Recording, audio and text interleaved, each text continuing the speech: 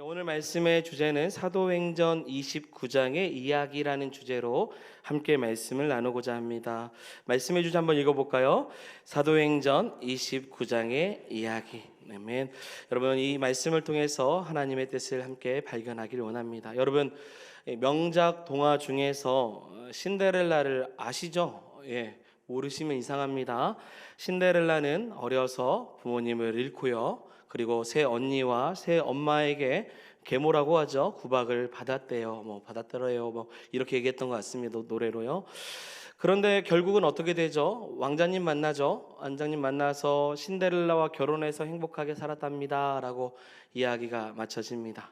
자, 그런데 여러분, 그 이후에 신데렐라는 어떻게 살았을까요? 한번 생각해 보신 적 있습니까? 궁금하지 않습니까? 저는 그렇게 생각을 해보게 됐고 찾아보게 되었습니다. 그랬더니요, 토니 브래드먼이라는 작가가 명작 그 뒷이야기라는 책을 발간했어요. 이 책은요, 무려 200만 부 이상 팔린 책입니다. 대단한 인기 책이죠. 이 책의 주인공으로 등장하는 신데렐라는, 그래요, 맞아요, 왕자님을 만나서, 왕자님 만나실 거죠? 왕자님들 만나서 행복하게 결혼하면 잘 살 줄 알았는데, 결혼하고 나니까요, 누가 등장을 하냐면 그 뒷이야기에 시어머니 왕비가 등장을 합니다.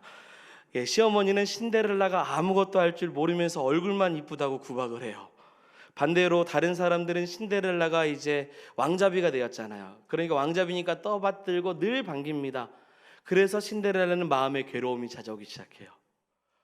남들이 자신의 능력을 몰라주는 것도 싫고, 아무 이유 없이 자신이 왕자비라고 해서 환영을 받는 것도 속상하고, 아무것도 못하는 자신의 모습이 너무 괴롭다라는 그런 내용이에요. 그래서 자신의 힘으로 뭔가를 이루려 내겠다고 마음을 먹고요, 열심히 이제 노력하기 시작합니다. 결국 해내요.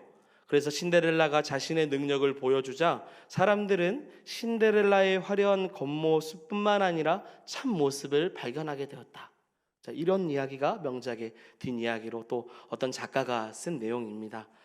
여러분, 사람들은요, 이 명화 동화의 이야기를 대부분 잘 압니다. 왕자님 만나서 행복하게 살았습니다, 알죠? 그러나 그 뒷이야기에 대한 관심이 없어요. 그럼 어떻게 살았을까에 대한 관심이 없죠. 왜냐하면요, 이미 해피 엔딩으로 동화가 끝났기 때문입니다. 끝난 이야기를 더 이상 알 필요가 있을까요? 없겠죠. 끝났으면 끝난 겁니다. 그러나 여러분, 끝나지 않는 이야기가 있다면요, 그래서 끝나지 않은 이야기를 알고자 하는 마음이 있다면 여러분 어떻게 해야 되겠습니까? 알아야겠죠. 그래서 영화도요, 1탄이 나오면요, 일단 딱 끝나고 2탄을 준비한 영화는 그 뒤에 뭐가 있냐면 쿠키 영상이 있어요. 다음에 이런 시리즈로 2탄이 나올 거다라고 보여주는 또 시리즈가 있죠. 쿠키 영상이 있습니다. 여러분, 오늘 말씀은 어디죠? 사도행전입니다.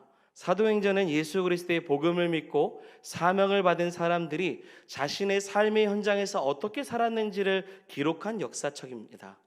또한 예수 그리스도를 구세주로 주님을 영접하고 믿는 사람들이 어떻게 살았는지를 사도행전의 역사를 통해서 우리에게 이 모든 것을 보여주고 있습니다.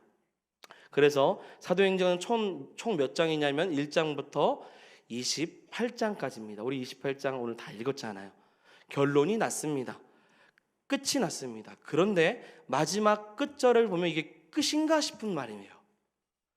마지막 절을 보시면 하나님의 나라를 전파하며 주 예수 그리스도에 관한 모든 것을 담대하게 거침없이 가르치더라. 아멘. 여러분, 그 후에는 그래서 가르쳐서 뭐가 일어난 겁니까? 지금 결론이 난 것 같으나 결론이 나 보이지 않아요. 여러분, 사도행전은 마지막과 결론이 있는 책이 아닙니다. 사도행전의 역사는 미완성 교향곡처럼요, 그리스도의 제자들에 의해서 지금까지 계속 쓰여지고 있고요, 오늘날 저와 여러분들을 통해서도 사도행전 29장은 쓰여지고 있는 줄 믿습니다. 복음의 역사는 사도행전 28장으로 끝나지 않아요. 이후에 사도행전 29장을 기록할 사람들이 있는데요, 사랑하는 여러분, 우리 송지동 교회가 그 29장을 기록하기를 소망합니다. 자, 그렇다면 초대교회 사도들이 기록해 나갔던 그들의 역사를 함께 살펴보면서 오늘 이 시대 사도행전 29장을 써나가는 우리가 이 거룩한 역사를 이어나가기 위해서 어떤 자세를 가지고 나아가야 될지를 함께 살펴보길 원합니다. 자, 첫 번째 띄워주시고 같이 한번 읽어보겠습니다.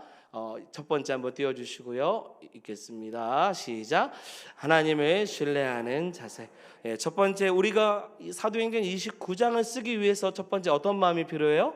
하나님을 신뢰하는 마음, 그 자세가 필요합니다. 하나님의 선하심과 완전하심을 신뢰하는 자세이죠. 여러분, 사도행전은 사도들이 계획하고 원하고 바라는 것이 이루어진 사건이 아닙니다.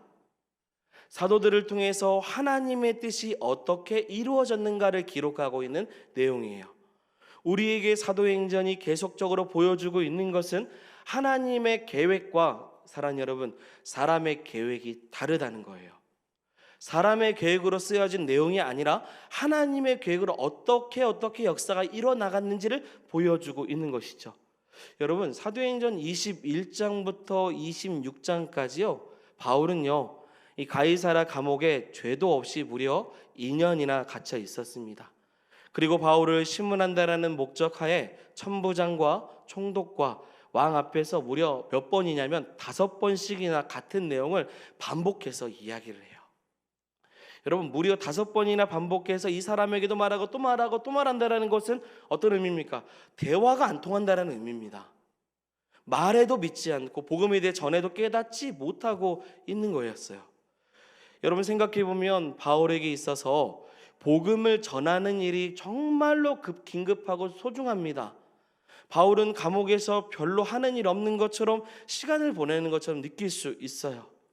그런데 여러분, 별 의미 없는 것처럼 보이는 이 상황 가운데 지루하고 견디기 힘든 이 어려운 시간에 하나님께서 바울을 이 로마의 부름을마다 다스리고 있는 높은 사람들에게 복음을 지속적으로 전할 수 있는 기회를 마련해 주셨다고 생각이 들어요.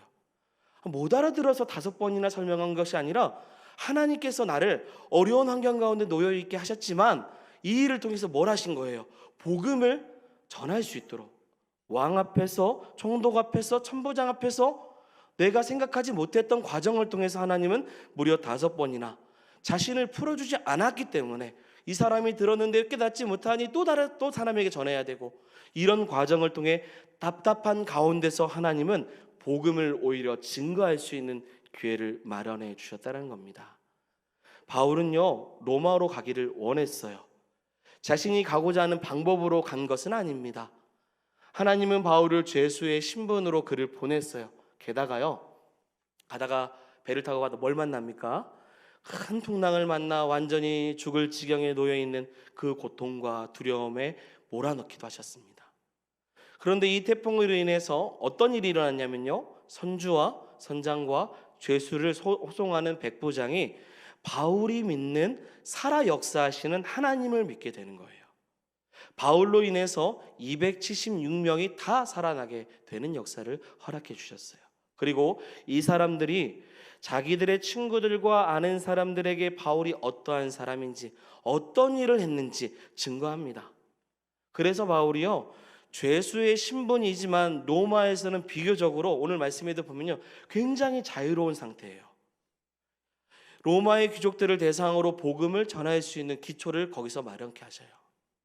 그 결과 그의 복음 전파가요, 불과 200년 안에 거대한 로마를요 기독교 국가로 만드는 결과로 이뤄나갈 수 있도록 하나님께서 고난 가운데 있는 바울을 통해 복음을 전하게 하셨다는 겁니다.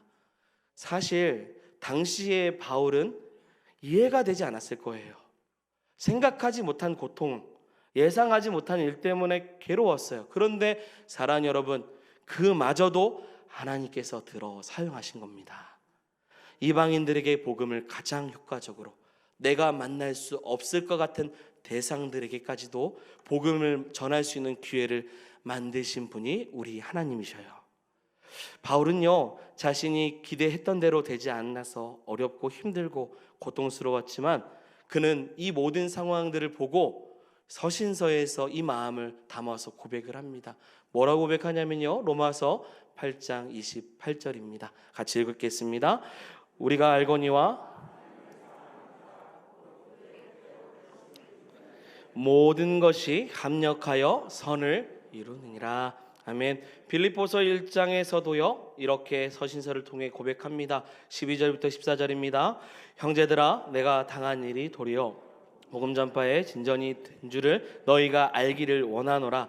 이러므로 나의 매임이 그리스도 안에서 모든 시위대 안과 그 밖에 모든 사람에게 나타났으니 형제 중 다수가 나의 매임으로 말미암아 주 안에서 신뢰함으로 겁없이 하나님 말씀을 담대히 전하게 되었느니라. 아멘. 주 안에서 신뢰함으로 겁없이 하나님의 말씀을 오히려 담대하게 전하게 되었습니다. 내가 어렵고 내가 고난 가운데 있었는데 오히려 이것이 하나님의 역사였습니다. 바울은 이제서야 하나님의 방법이 옳습니다 라고 고백하는 거예요. 내가 생각하기에는 내가 이렇게 하기를 원했는데 내가 가기를 원했던 방법으로 간 것은 아닌데 하나님이 옳군요. 하나님이 맞았습니다. 자신의 고집과 자신의 방법을 집착할 때 시련과 실패가 자신 앞에 있음을 보게 되어 그러나 하나님의 방법이 옳다고 생각할 때 오히려 복음을 전할 수 있는 기회로 삼았다라는 겁니다. 사랑하는 여러분, 때로는 우리가 이해하기 어려울 일들이 많이 다가올 때가 있습니다. 주의 일을 하고 주의 뜻대로 행할 때 이 어려운 좌절될 만한 상황들을 사실 많이 경험할 수도 있어요. 사실 올해 저는 여름 사역을 준비하면서 작년 여름 사역보다 준비하는 과정이 개인적으로요 좀 힘들었습니다. 사실 힘이 들었는지 아니면 제 마음이 힘겨웠는지는 사실 잘 몰라요. 하지만 어렵다라는 생각을 올해는 좀 가졌습니다. 날씨만 봐도요 비가 많이 와요. 어떻게 이렇게 비를 많이 내리실까? 이게 뭐 습기를 제거할 수 없을 만큼 막 건물에 막 곰팡이가 필 만큼 너무 많이, 우리는 왜 이렇게 많이 건물을 지었습니까? 네, 막 그만큼 막 너무 비가 많이 왔어요. 그래서 좀 괜찮다 싶으면 문 열면 또 비가 와요. 또 가서 닫고 이게 반복했어요. 그리고 비가 안 오면요, 비 안 온다가 아니라 비가 안 오면 왜 이렇게 또 덥습니까? 너무 더워서 이렇게 덥나라고 투정을 부렸어요. 아마 제 마음이 힘겨웠던 부분이 있었겠죠. 더군다나 할 일이 많아서요. 그래서 힘들어하는 청년들이나 아이들을 보고 또 오랫동안 이 일을 섬기시는 장로님들, 권사님들, 집사님들 소수의 인원으로 일을 하려고 하니 좀 힘든 부분도 있었어요. 어려움과 좌절이 저절로 온다고 생각이 들었습니다. 주의 일을 하면요 여러분 능력을 주시고 사람을 보내주시고 그 일이 순탄하게 진행되기를 바라는 마음이 사실 목회자에게도 있어요. 근데 그 기대가 기대치만큼 되지 않으니까 스스로 좀 힘겨웠던 시간이 있는 겁니다. 자, 이렇게 말한 이유 우리 목사님 힘들었구나 이게 아니라 지금 이렇게 말할 수 있는 건 이게 치부도 아니고 아무것도 아니기 때문에 말하는 거예요. 여러분 이리저리 막 그런 마음을 갖고 있는데요 제 마음에 뭐가 없었냐면 샬롬이 없더라고요. 그런데 자, 그런데가 중요해요. 그런데 이 성경학교를 시작을 했어요. 그리고 말씀을 듣고요 저녁 집회 때 말씀을 듣고 제가 보통 그래도 주최를 하는 목사니까 나가서 정리하면서 막 기도 인도를 하려고 딱 올라가는데 제 마음에 변화가 왔어요. 250명 아이들이 기도하는 모습, 그리고 교사들이 그들 위해서 섬기는 모습, 이런 거죠. 이런 모습을 보면서 제 마음에 원래 샬롬이 없을 때는 엔샬롬이라고 하는데 엔샬롬이 살롬으로 변하는 마음이 딱 오더라고요. 끝나고 나서 저에게 어떤 교회 선생님이요 아이들이 이렇게 처음으로 기도하는 것 같아요 라고 말하고, 또 1년 동안 기도한 것보다 이 성경학교 때 기도한 시간이 더 크다고 말하는 교사들도 있고요. 아이들은 내년에 또 오겠다라는 말을 해요. 또 온다고? 쟤네가 또 온다고? 이런 생각을 가질 만큼, 그래서 강단에서 기도하는데 제 마음에 엔샬롬이 샬롬으로 바뀌는 역사가 있더라고요. 그리고요 제 동기 목사님이 한 분 계셔요. 아마 수련 성경학교 때 참여하면서 보셨을 텐데요 사진을 엄청 찍고 다녀요. 사진 잘 찍습니다. 잘 섬겨요. 우리 오늘 오후도 보는 영상에 보면 다 사진 그분이 대부분 찍은 거예요. 성경학교 때 와서 자발적으로 찍어주신다고 막 찍더라고요. 찍을 때마다 저에게 사진을 보내주셨어요. 보내주시는데 헌신하시는 성도님들의 사진, 보이는 곳에서 보이지 않는 곳에서 섬기는 모습들, 그리고 예배는 또 왜 이렇게 잘해요? 예배인도를 잘하고 예배팀도 너무 잘하는 이 모습들을 하나하나 담아 저한테 다 보내주는 거예요. 그리고 하는 말이 뭐냐? 부럽다고요. 대단하다고요 생각을 해요. 사실 우리 교회를 빼고 나머지 교회는 대부분 도시에서 왔습니다. 네, 너무나 감동된다고 대단하다고 얘기를 해요. 그러면서 제 마음에 또 하나의 기쁨이 있어요. 그렇죠. 이래서 하나님께서 우리 송지동교회를 사랑하시는구나 라는 것을 사진을 보면서 이게 마치 회개하는 것처럼 깨닫게 되더라고요. 저는요, 이 모든 것을 보며 준비하는 과정이 제 뜻과 제 방법과 제가 원하는 시간 안에 이루어지진 않았지만 낙심하지 말고 합력하여 선을 이루게 하시는 하나님의 말씀이 생각이 났어요. 순탄하게 준비하면 오히려 제 마음이 느슨하게 될까 봐 하나님께서 마치 바울을 감옥에 가다두듯이 제 마음에 여러 가지 환경 가운데서 하나님을 바라볼 수 있는 은혜를 허락해 주셨다라는 겁니다. 여러분, 그 하나님을 신뢰하시기를 소망합니다. 여러분 인생 가운데 어려움이 바울과 같이 찾아와도요, 합력하여서 선을 이루시는 하나님, 그래서 나를 연단케 하시는 하나님, 그 하나님을 기억하는 그 하나님 앞에 나아가는 성도가 되기를 소망합니다. 그럴 때 주님의 놀라운 뜻이 이루어지는 거예요. 이런 사람들이 사도행전 29장을 써내 가야 되는 사람들인 것입니다. 자, 두 번째, 우리 인생의 사도행전 29장을 써가기 위해서 필요한 두 번째, 띄워주세요. 읽어보겠습니다. 정체성을 잊지 않는 자세. 여러분, 사도행전은요, 문자 그대로 사도들의 행위입니다. 예수 그리스도의 그 보냄을 받은 제자들이 주님을 증거하며 그리스도를 선포하는 삶을 기록한 책이에요. 이들은 그 자신의 삶을 통해 작게는 초대교회를 세우는 역할을 했고요, 크게는 세계 역사를 바꾸며 수많은 사람들에게 복음을 전하는 역사를 일으켰습니다. 누가 이러한 놀라운 역사를 쓸 수 있습니까? 바로 사도들입니다. 사도들이 누구냐면 그리스도께 보냄받은 사람이에요. 바울이 자신의 서신서에서 반드시 언급한 것이 뭐냐면 자신의 정체성입니다. 자신이 그리스도로부터 보냄받은 사도라는 것을 밝혀요. 그리고 사도된 자신이 무엇을 해야 되는 사람인지 다시 한번 때마다 되새깁니다. 우리 로마서 1장 1절입니다. 읽겠습니다. 예수 그리스도의 종 사도로 부르심을 받아 하나님의 복음을 위하여 택정함을 입었으니. 아멘. 여러분, 자신이 누구라고 말하는 정체성은 바로 사명과 직결된 겁니다. 자신이 사도며 주님이 보내신 자로 주님께서 보내심 받은 자로서 복음을 전하는 일을 하는 것이 자신의 정체성이고 자신의 사명인 줄 고백하고 있는 거예요. 이것을 누구에게 알려요? 사람들에게 알리면서 스스로 자신에게 각인시키는 겁니다. 나는 주님께 보냄받은 사람이야. 나는 주님께 부름받은 사람이야. 자신의 사명을 각인시키는 거예요. 여러분, 그렇다면 오늘날 우리는 누구입니까? 바로 이 시대 예수 그리스도로부터 하나님의 나라의 복음을 위해 여러분 보냄받은 사람인 줄 믿습니다. 우리가 예수 그리스도를 나의 구주로 주님으로 고백하는 순간 우리는 뭐가 됐냐면 주님의 자녀예요. 그리고 우리는 주님의 제자입니다. 이 놀라운 복음의 역사에 저와 여러분들을 초대하셨고 사명을 주셨어요. 자, 우리가 어디로 보냄받았습니까? 바로 이 시대에 세상으로 보냄받았습니다. 이 시대가 어디입니까? 우리의 삶의 현장이에요. 우리의 삶의 현장은 무엇입니까? 가정입니다. 직장입니다. 학교입니다. 그 역사 속에서 하나님께서 우리를 보내주신 거예요.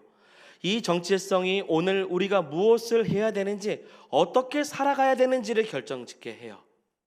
바로 이것이 사명입니다. 저는 이 사명을 이렇게 해석합니다. 뭐라고 해석하냐면 하나님의 꿈이라고 해석합니다. 사명이 있다라는 것은 꿈이 있는 거예요. 여러분, 성지동교회는 꿈을 꾸게 하시는 하나님이 함께 하시는 교회입니다. 그리고 그 꿈을 디자인하게 하시는 교회예요. 하나님의 꿈이, 하나님의 나라가 우리 가운데 임하는 시작을 열리는 걸, 시작을 알리는 그런 시작입니다. 뭐라고 해야 되죠? 시작이라고 해야 되나요? 네, 어떤 시발점입니다. 우리 공동체에 보내신 목적이기도 해요. 여러분, 단순히 신앙생활을 즐겁게 하고 행복하는 것만이 우리의 목적이 아니라 여러분, 사명이 있어요. 꿈을 향해 달려갈 사명이 있습니다. 바울은 그 사명을 잃지 않았어요. 감옥 안에서도 놓치지 않았습니다. 고난이 있고 고단하고 인내가 필요해도 자신의 뜻과 계획과 욕망을 이루지 않고 피하지 않고 달아나지 않고 하나님이 원하시는 뜻을 위해서 우리에게 보여주신 것을 향해 바울은 디자인해 나갔습니다. 여러분, 우리도 하나님의 꿈을 디자인할 수 있는 사명이 있는 성도가 되길 원합니다. 각자마다 정체성이 있어요. 하나님 부르신 목적이 있습니다. 원로 목사님 계실 때 여름 사역할 때마다 하시는 말씀이 생각이 났어요. 말씀 준비하면서 어떤 말씀이냐면요, 어느 때까지 이 일을 하게 하실지 모르겠다는 말. 이번 수련회가 내 생의 마지막이 될 수도 있다라는 말. 이런 말 종종 하셨어요. 어떤 성도에게는 그 말씀이 확 와닿을 수 있고요, 어떤 성도에게는 그 말씀이 무슨 의미인지를 모를 수도 있어요. 그런데 여러분, 제가 이 말씀 준비하면서 곰곰이 생각을 해봤어요. 내 생의 마지막이 될 수 있다라는 거. 이번 수련회가 그 일을 위해 함께 준비합시다 라고 이제 원로 목사님 얘기하신 건데요, 이 말을 곰곰이 생각해 보니까 이거예요. 내 생의 마지막까지 해야 될 일이라는 거예요. 내 생의 마지막으로 주 앞에 나아갈 곳, 그 일이 우리에게 있습니다 라는 말로 들리는 겁니다. 하나님께 받은 사명은 우리에게 새로운 역사를 쓰게 만들어 주셨어요. 여러분, 이 꿈이 하나님의 꿈이라면 우리는 가야 됩니다. 하나님의 꿈을 우리에게 주셨다면 우리는 그 일을 해야 돼요. 그 일을 통해서 하나님의 영광을 나타낼 수 있는 교회가 되기를 원합니다. 그리고 여러분들의 삶의 자리 가운데 정체성을 가지고 사명을 이루시는 성도가 되기를 소망합니다. 마지막 세 번째인데요, 아름다운 팀워크를 이루면서 사역을 이루기 위해서 반드시 필요한 것은 같이 읽어보겠습니다. 동역하는 자세. 우리가 해야 되는 하나님 나라의 확장과 복음을 전하는 일에 있어서 많은 시련과 장애물이 있습니다. 세상도 우리의 편이 아니에요. 구체적으로 이 방해하는 지혜롭고 교활한 사탄의 계략과 도전이 쉴 새 없이 그냥 우리에게 다가옵니다. 다가와서 우리가 완전하지 못한 존재로, 우리가 부족한 존재로, 약한 존재로 우리에게 계속 유혹을 해요. 여러분, 그럴수록 하나님의 거룩한 역사를 써나가기 위해서 뭐가 필요하냐면 서로 격려하고 함께 동역할 사람들이 필요한 겁니다. 그들은 서로 돕고 격려해서 서로 쓰러지지 않도록, 지치지 않도록 도와줬어요. 로마에 도착한 바울은 몹시 지쳤습니다. 태풍과 두려움이 너무 많이 와서 시달렸어요. 그런데요, 로마 변방 지역에 겨우 도착했을 때 그곳에서 바울을 영접한 형제들이 있었어요. 성경은 바울이 그들을 만나면서 하나님 앞에 감사하고 크게 담대한 마음을 얻었다라고 사도행전 28장 15절에 기록하셨습니다. 다시 새롭게 공급을 받은 거예요. 이것은 바울에게 있어서 태풍으로 인해 겪었던 그 피로감을 씻게 되는 계기가 되었고요, 더불어 로마에서 사역을 하기 위한 시작점으로 하나님께서 큰 힘이 될 수 있는 동역자들을 붙여주신 것입니다. 여러분, 우리는요, 믿음 생활하면서 정말 중요한 것 중에 하나가 동역자들입니다. 나아가서 보냄을 받은 사명을 감당하는 동역자들이 내 곁에 있는 것이 정말 중요해요. 바울이 이 위대한 사역을 이룰 수 있었던 이유를 설명하면서 이 서신서에서 간간히 자신과 함께 동역했던 사람들의 이야기를 써나갑니다. 자, 로마서 16장 1절인데요. 그것도 같이 한번 읽어볼까요?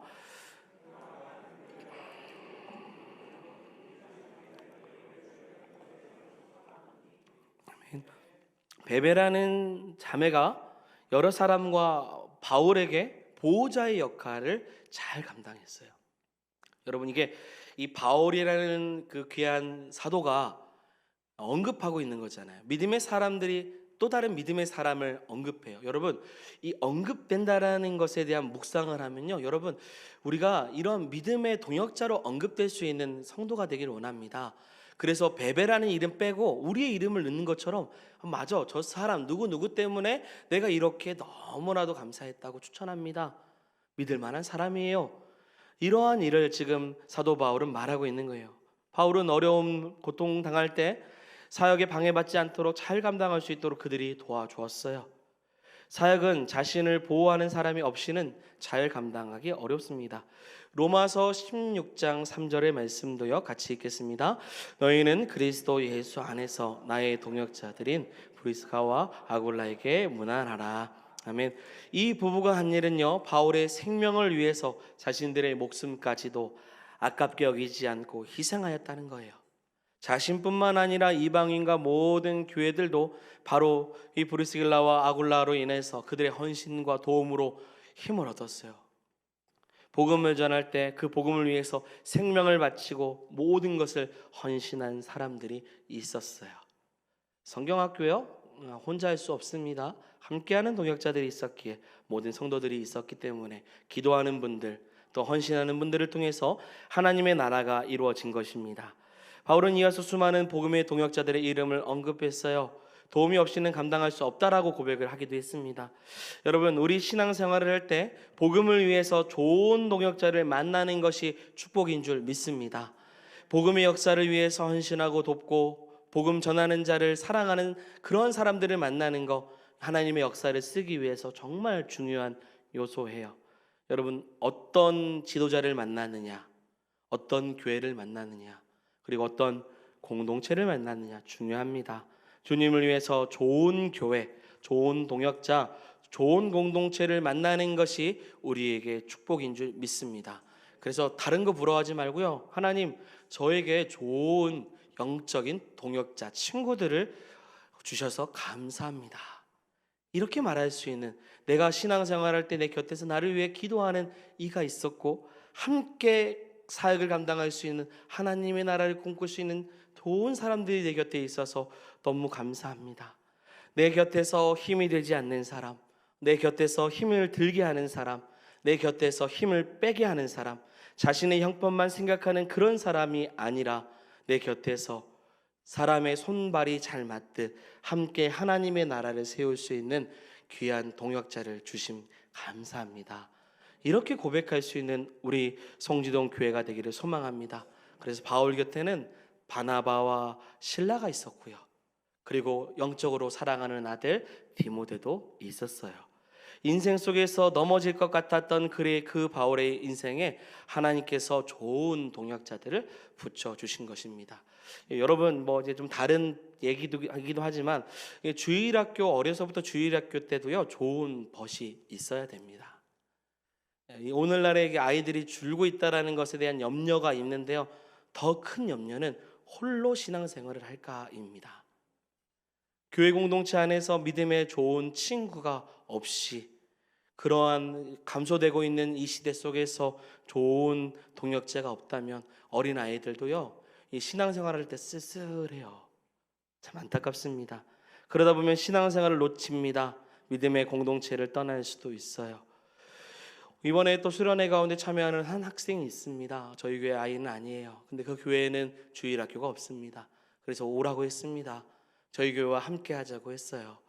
함께 할 수 있는 좋은 친구들이 우리 교회에 있을 때 단지 수련회일 뿐이지만 함께하는 그 2박 3일 동안 그 인생에 함께 하신 하나님의 역사가 있을 수 있도록, 함께 벗이 되어줄 수 있도록 함께 초대를 했습니다. 이와 같이요, 이제 수련회를 앞두고 또 사역을 앞두고 우리 함께 벗들과, 영적인 벗들과 이 사역을 함께 감당할 수 있는 성도들이 되기를 소망합니다. 힘이 아니어도 좋아요. 기도도 좋습니다. 그리고 함께 이 아이들을 위해서 헌신하고자 하는 마음으로 이 사도행전 29장을 써내가는 그런 공동체가 되기를 원합니다. 결론입니다. 여러분, 위대한 사람은 혼자 일어나가지 않아요. 반드시 좋은 팀워크가 있는 것입니다. 이제 우리는 이 시대 속에서 사도행전 29장의 역사를 써나가야 됩니다. 나 하나 중요하겠냐라고 하는 분도 계시겠지만 절대 그렇지 않아요. 초대교회 사도들이 써나갔던 이 사도행전의 원리를 보면요, 우리에게는 분명히 좋은 동역자들이 있어야 됩니다. 좋은 사람들이 곁에 있어야 하나님의 사명을 가지고, 그리고 하나님이 원하시는 귀한 일을 감당할 줄 믿습니다. 이 일을 감당할 수 있는 우리 송지동 교회가 되기를 주의 이름으로 축원드립니다. 아멘. 우리 말씀 생각하면서 주님 다시 오실 때까지 함께 찬양하길 원합니다.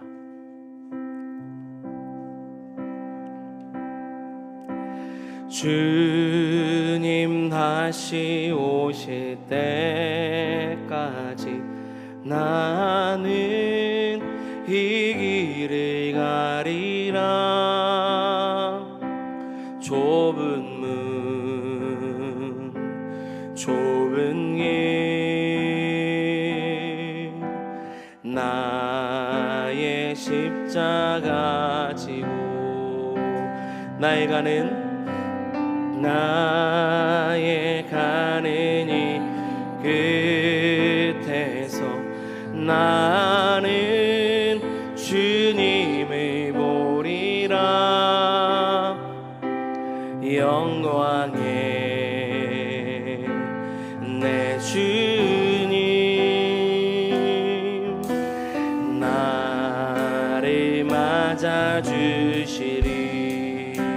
주님 다시 오실 때까지 주님 다시 오실 때까지 나는 일어나 달려가리라.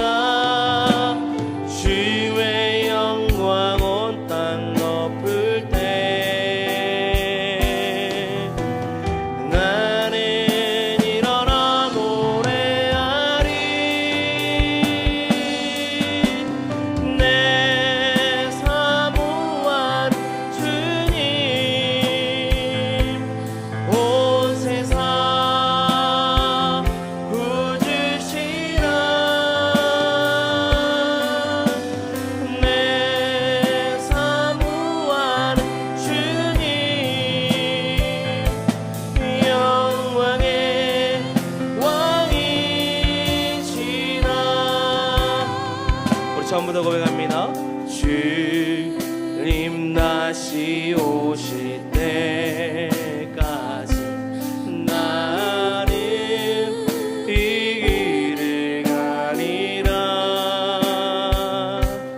좁은 문 좁은 길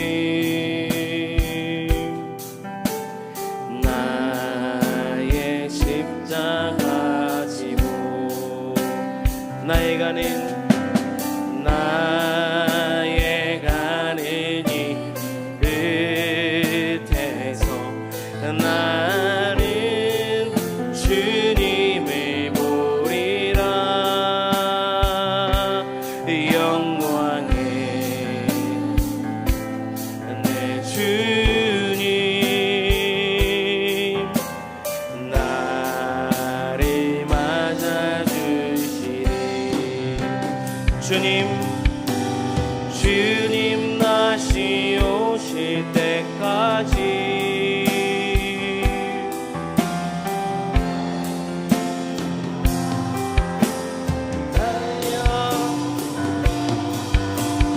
주의 영광 온 땅. 우리 결단합니다. 나는 일어나